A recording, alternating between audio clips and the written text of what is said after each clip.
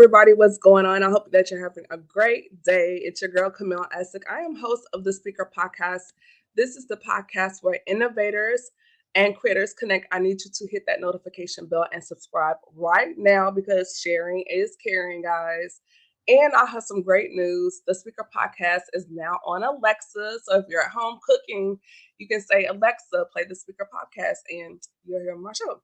So we also have Speaker Podcast Premium available. You can get the exclusive interviews for starting at $3 a month, including this one. So if you're on right now, guess what? You're getting it for free. But however, space, it will be available on TSP Premium starting at $3 a month. Without further ado, ladies and gentlemen, we have Big Dog here tonight. We was chatting with him before the pre-show, and he's kind of Borough-ish, kind of Murfreesboro-ish, a little bit. As the kids say, it's giving Middle Tennessee. The one and only Adrian Davis. Adrian, welcome to the show.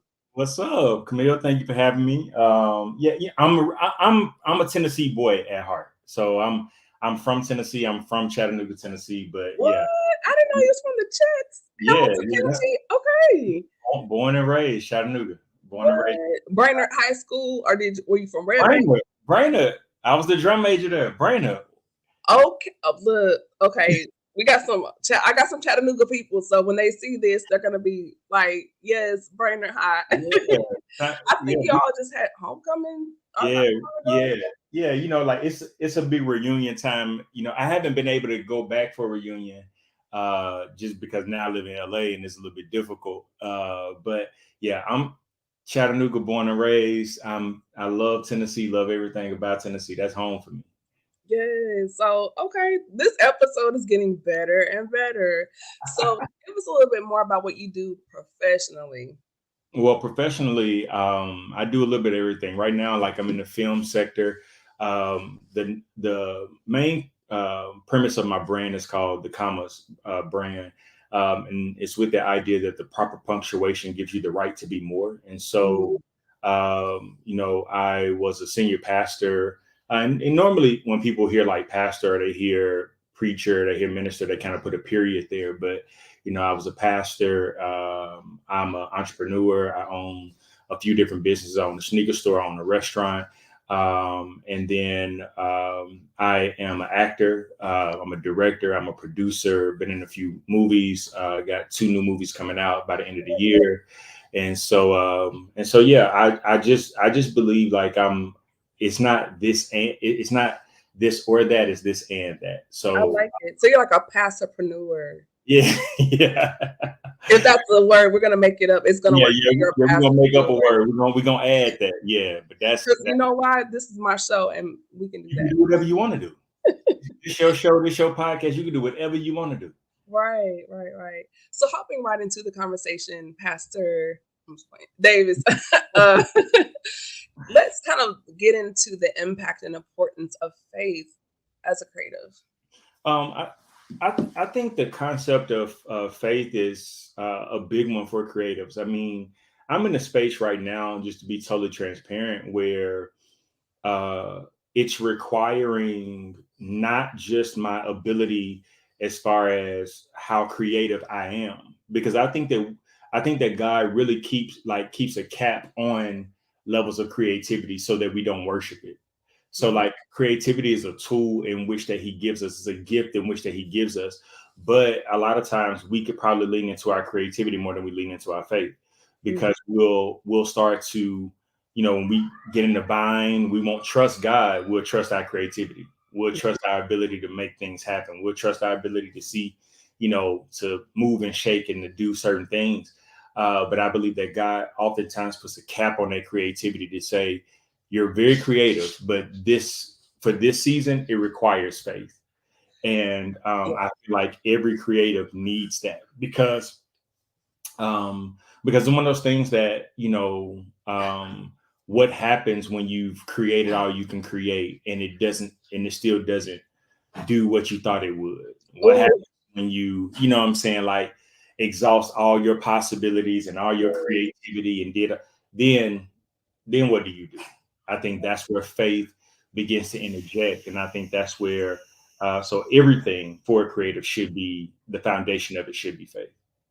That's really good. I always heard this saying, when it's bigger than your budget, that's when you know it's God. And Yeah. going into what you were saying about that, because even right now, I'm in a space where like my faith is being stretched in so many different areas.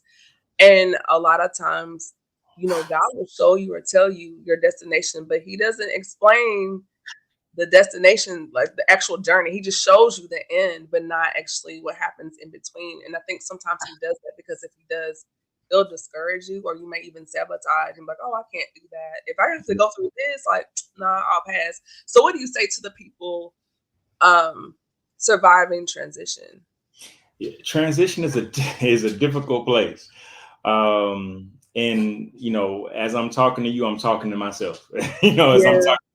I'm talking to these people that are listening, I'm talking to myself for sure. And I think that just like you said, Camille, I think that God specializes in showing us uh, the end result. Like even when we look at the story of Joshua, like Joshua had a dream. I mean, not Joshua, Joseph. Joseph had a dream.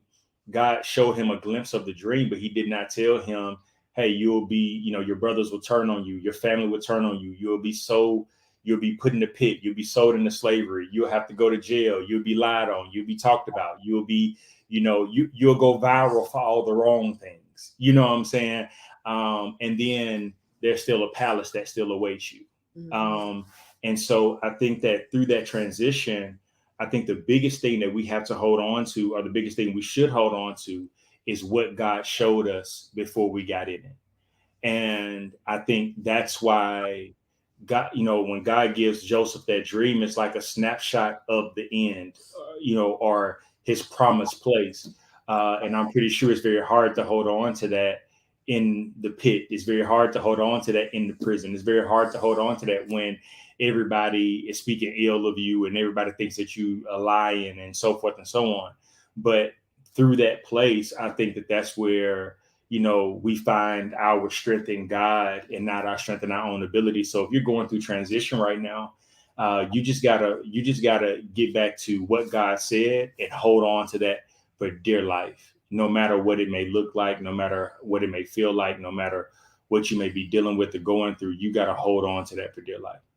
And in that, Adrian, don't we also have to be more protective as far as our circle, maybe the people around us, what they say, your ear gate, your eye gate, what we're taking in, what we're reading, because um, um, you are what you eat. So if you listen to a lot of mess, hearing a Yeah. lot of mess, that can deter your faith, and it can kind of, what did, what did God really say that, or was that you? And then have you questioning, like, well, was that really God or was that me? Like, and so can you kind of speak to the importance of, I won't say cutting people off, but maybe shifting your proximity with certain people and things during that time to protect the promise? Yeah, I think one of the things that we oftentimes we talk about, the shift in what needs to happen and letting people go, but I think we also need to highlight the grief that happens from that place, right? Mm, Because sometimes you will need to,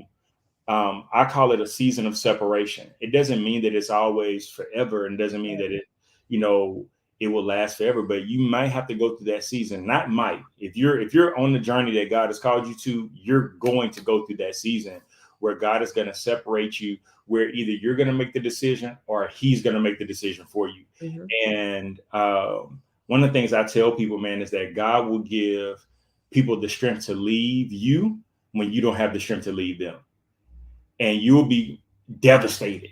Man, why they because I'm I'm telling you what I'm experiencing right now. Like you be in that season, you'd be like, man, why? Like why everybody leaving me? Why everybody, and it's really orchestrated and ordained by God for those things to happen. A lot of times, like when we're going through the valley of the transition of life and the ebbs and flows of life, we think that, losing everything and all of that stuff is about us. It's really about the people that are around you, so that God can shake up your circle so that you don't have the wrong people around you when you make it to your destination.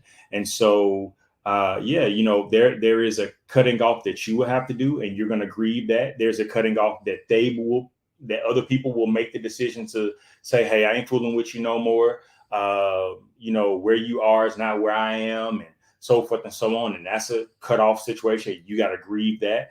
And then there's just some time of isolation. A lot of us that say, that, before elevation, there's a season of separation, and isolation. And so before God begins to elevate, I think that he separates. And, we see that through the parable in the wheat and the tare. We see that, like I was just talking about with Joseph, and you kind of, you have to almost endure before you enjoy. And so it just comes to a place where, yeah, it's going to hurt, and you're going to have to make some hard decisions about who is deserving to be with you at your final place. But I think for me, what I've been telling myself, like, if you weren't with me during the renovation, or if you weren't with me during the tearing down and the rebuilding, then you may not understand, the complexities of the new house that's being built, and so I can go out and meet you somewhere. I can, we can hang out every now and then, but for the most part, like, I got to protect what God has called me to build. So you definitely have to go through that season. But I think through that, you have to, again, like, go through those processes of grieving, and then continue to hold on to what God told you. That's really good. Also, too, I think, because I'm kind of going through that myself, like, I didn't tell him my business. Like, so I know this is on time. I was going to say, as far as going through that transition, I think sometimes it's also for God to fine tune your ear to hear him. Yeah. And we can have what I call noise pollution spiritually, because we're taking in advice from so many different people, or we're watching so many podcasts or so much social media. And then it's like, when God is speaking, you're not able to discern if that's him or something your friend said or something you watched. And so he has to kind of purge your ear from some stuff. And so when he speaks, you'll be able to recognize, because this place that we're in is so critical for what's to come. And there's so much at stake. If you don't hear him clearly, it could jeopardize everything. Yep. And I mean, and you're exactly right. I think that, it's one of those things where, if you have too many people around, it's very easy to confuse what is God and what is good advice. Mm-hmm. And so good advice versus godly advice. You know what I'm saying? Because it's like that concept of social media. If I went on social media right now, on my timeline of things that are featured right on my timeline, I'm an artist. I draw. I like a lot of pencil art, and I like a lot of people that draw with sketch pencils, right? That stuff, the algorithm is going to feed me that stuff, right? It's going to tell me, hey, this is an artist that does what you like. You've been liking these posts. And a lot of times we would think that just because something is showing up on my timeline, that, oh, this is God speaking to me. And it's the same way with, like, our friends that are around us. They may give good advice, and then you would think that, oh, this is God speaking to me. No, they were in the concept of your algorithm. They know what you like. They know what maybe you want to hear, and maybe they want to, continue the relationship and make you feel like, hey, like, I'm here for you. I'm here for you. I'm here for you. And it's not that they're bad people. It's just the fact that, we probably have misplaced those people in our prioritization. One of the things I've been preaching, I was preaching in Oakland, and one of the things I just been overemphasizing is that whatever we consult before we consult God has become our God. So, can you say that again for the people in the back? I really like that. Whatever we consult before we consult God, or whatever we consult before we are obedient to what God said, has become our God. And what I mean by that is, like, God may tell you something, right? And then it'd be like, hey, go and move to Timbuktu, Kalamazoo. It was God. And then you got to call up, Rhonda and Nick and Jason, and call them and be like, hey, bro, man, what you think about me moving to Timbuktu? Like, what you think about, man? And it's like, wait a minute, why do you have to consult that when you've already heard from God? And then immediately that relationship between, like I use the analogy of Nick, that relationship between me and Nick now is in direct opposition to God. So anything that's placed above God, he has to destroy. Because that's idolatry, technically. Exactly. So now I've put them on the same wavelength as God. So before I'm obedient to God, I gotta consult Nick. So now God is saying, "Oh, you trust Nick word more than you trust mine." So now me and Nick, you don't even realize that now God is saying, "Oh, I got a war for your attention between you talking to your best friend Nick." So And you now got to shut that down. I gotta shut it down for a season, or I gotta put a Man, wedge in. I gotta put some distance between you and Nick, so that you can see things properly and be obedient to what I said. So yeah, you're gonna grieve that time of separation between you and Nick. You're gonna, dang, that's my best friend. Why every time I hit him up, he busy, or then when he hit me up, I'm busy, and we keep missing each other. And what's going on here? Sometimes those seasons are definitely orchestrated by God, wow. because we've been consulting other people, and that's Mhm. a challenging part to being a creative too, though, because a lot of times with being a creative, you want people to understand what you're building, and you want people to understand what you are attempting to do, and you want people to agree. So I know I've been guilty of it. God told me to do something, and I want to put it out there for people to see, or I want people to you know I want people to experience it, and I want people to hear it, and all that type of stuff. But God's like, no, this is between me and you right now.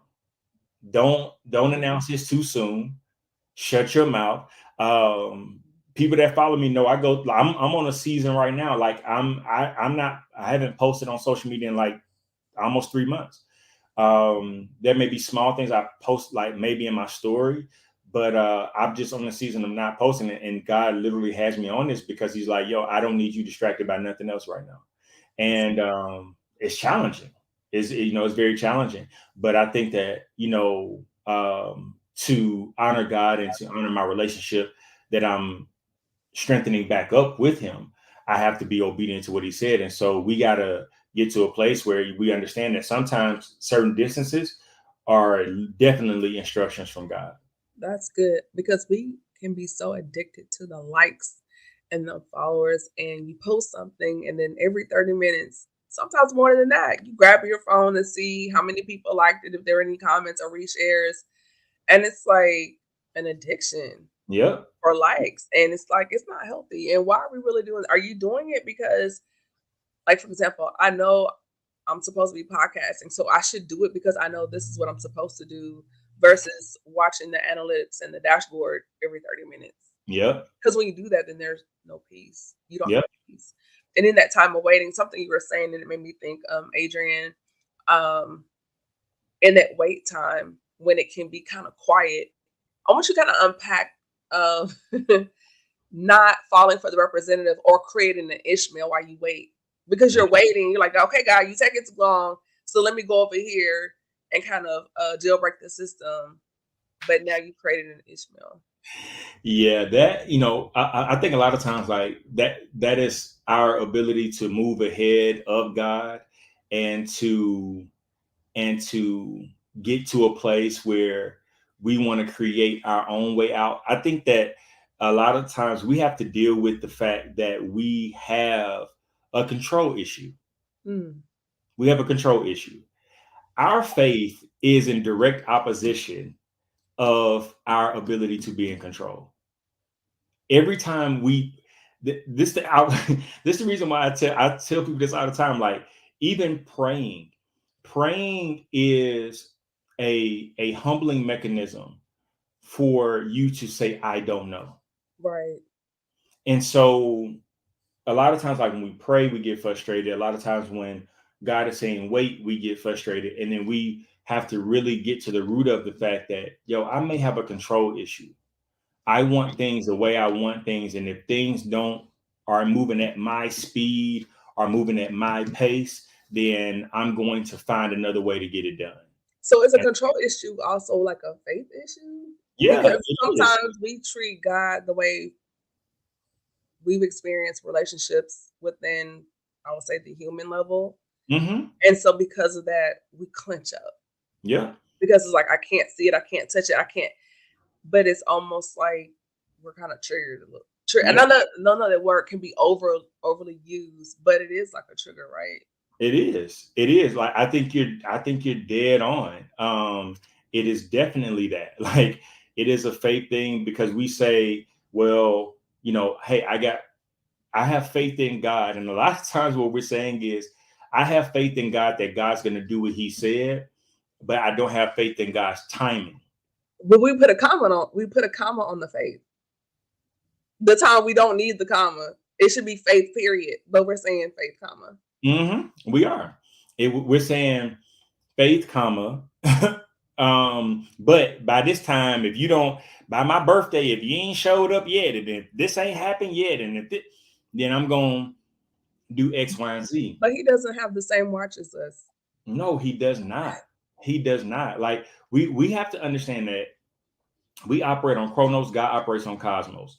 That literally means that in a blink of an eye, 40 years can go by for God.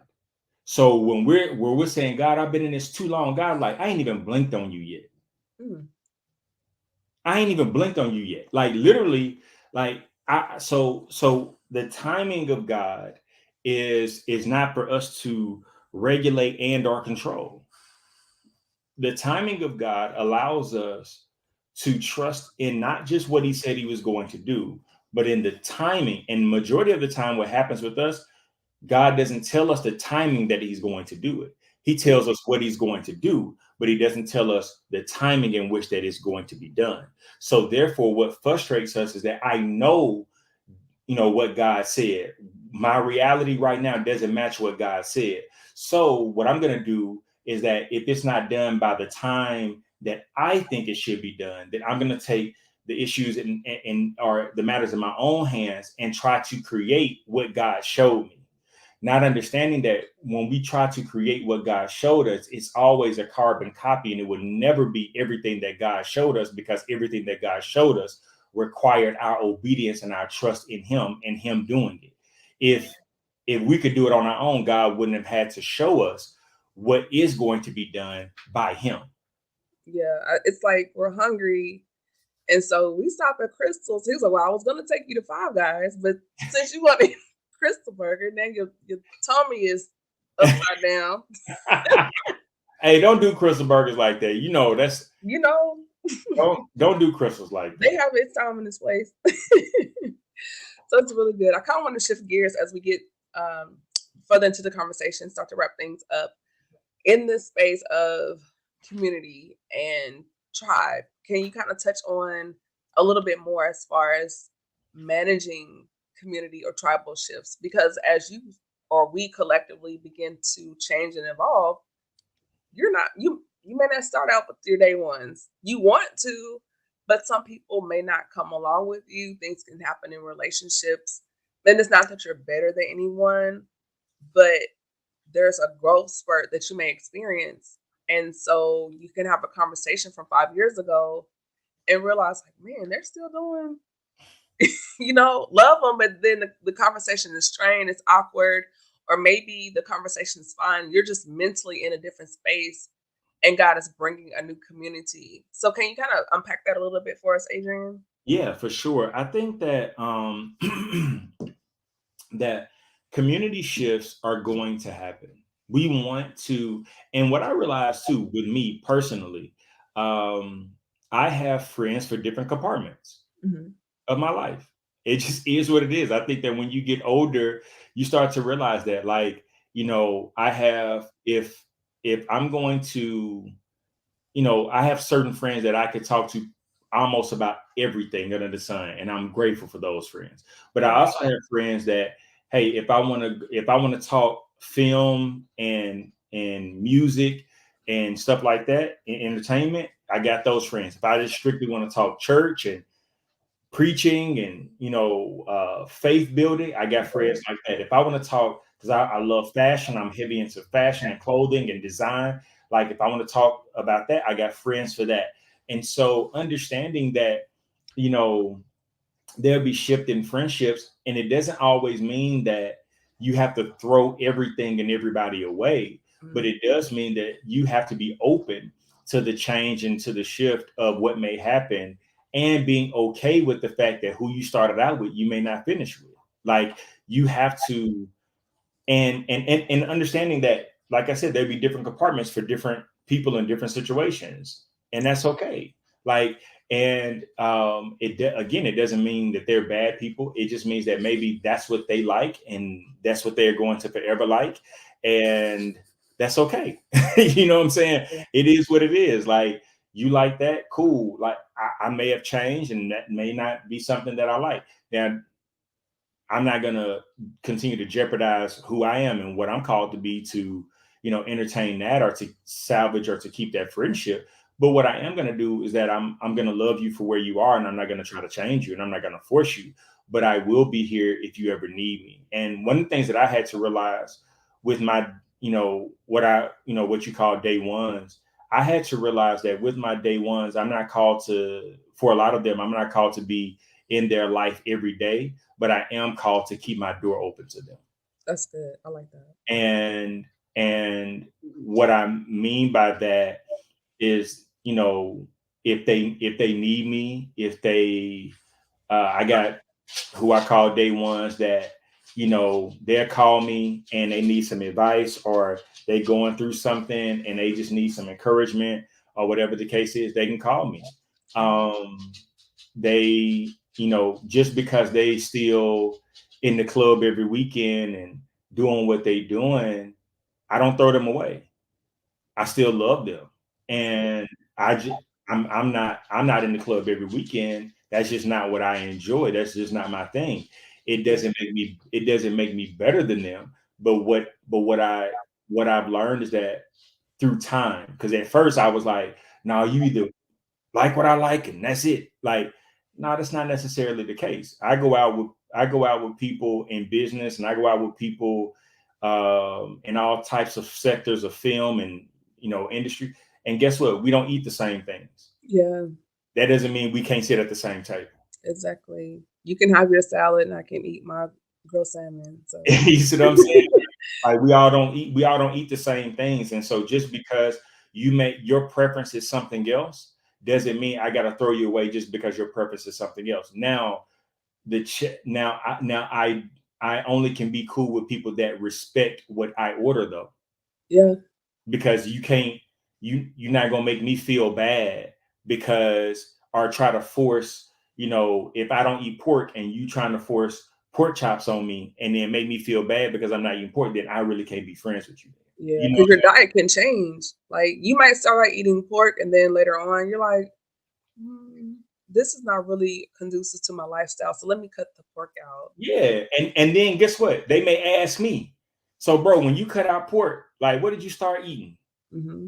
You see what I'm saying? At that point, then now, but if or what if they always wanted to cut out pork and they You can have didn't the see, they courage. didn't see alternatives, they didn't see Yeah, other options, they didn't see, and then now because I'm sitting at the table and they're seeing these other options, they're like, dang, Brian, you know they had that here. yeah, Immediately, immediately you become a light to someone that is interested, that has been interested in the change, but just hasn't had the courage to take it. yeah, And so I think that, one of the things I've learned is that, through the day ones and whatever the case is, like, learning that, everybody that start with you won't finish with you, but being okay with the fact that, yo, we don't have to be as buddy buddy as we were and best friends as we were, but hey, my door is still open to you. that's good. Wow, you dropped a lot of gems. I want to bring you back because I'm just like, man, that's so good. I know this is for the listeners, but I'm like, oh, I'm in the audience too right now, so I'm enjoying the conversation. Yeah. Before we wrap things up, Adrian, do you have any like takeaways or nuggets or gems that you would like to leave for the listeners and viewers? Just until we bring you back to the show, and then also where people can contact you on social media. Just because this is really dope. I know right now you're kind of like on a social media hiatus, but I do want the people to know that hey, if y'all like them, I can try to get Adrian back. So For sure. For sure. I think what I would like to leave people with is that um, you know, try your hardest to hold on to what God showed you. And I know it's difficult, and I know it's challenging, and I know at times we want to give up, we want to quit, and those emotions are real. Stop trying to. I think a lot of times like we try to over spiritualize everything from the standpoint of oh yeah, no, I don't want to give up because believers, we don't never had that feeling. Well, you can have that feeling Yeah, as a like believer. overly spiritual.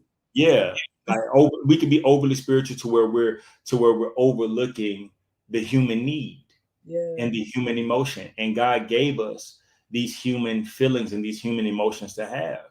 But what he did is that he says, yo, like, I'm going to give you these emotions to have, but don't allow these emotions to have you. And Ooh. I think it's the ability to feel and acknowledge those feelings before those feelings try to overtake you. I think where the feelings overtake us is because we've been ignoring them for far too long. So I want to tell us to lean into what we feel, acknowledge what we feel, but understand what you feel is not your forever. Feelings are true, but they are not facts. And try your hardest to hold on to what God showed you. Continue to go on this path and go on this journey. And it's never too late for you to start a new course. Never too late for you to say, hey, this is not conducive to who I am anymore. And it's never too late for a person to change. Other people may not accept the change, but that's not your responsibility. It's your responsibility to operate, to do as God told you. And do you So have anything like books, products, merch, whatever? yeah, What's going on so that people yeah, can connect with yeah. So you? I gotta like we're revamping the website right now. So the website is down. Like that's why I've been on this hiatus, just really just recouping and rebranding on the back end for everything to kind of launch. We got it's a new book that's getting ready to launch, but I have a book that's on. Man, I got a few books. I got a book that's on Amazon. Well, two books that's on Amazon. One's called Tears Down a Smiling Face. That was my first book I ever did. And it was just a story of my battle with suicide as a believer. And then we have it's a 21-day devotional called 21 Days of Preparation. The greatest act of faith is preparing for what your eyes do not see. And when God has told you something, you got to start preparing. And I know it may look crazy. I know it may seem nuts, but Noah was crazy building that boat until it rained.